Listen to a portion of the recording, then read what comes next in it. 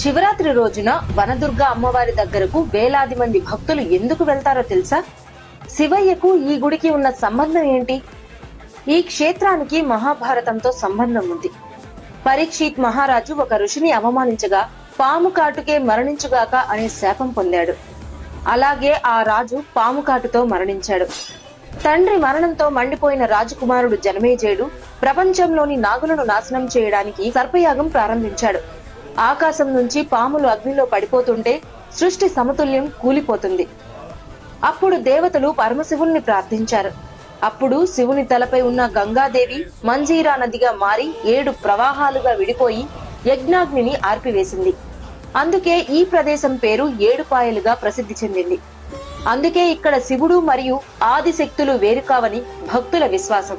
ఆ పవిత్ర ప్రకృతి మధ్య వెలసింది వనదుర్గా భవానీ అమ్మవారు. ఇక్కడ ఆ 7 ప్రవాహాలు అమ్మవారి పాదాలను తాకుతూ ప్రవహిస్తాయి. ఈ క్షేత్ర దర్శనం పాప విమోచనం, దైవానుభవం అని భక్తులు నమ్ముతారు.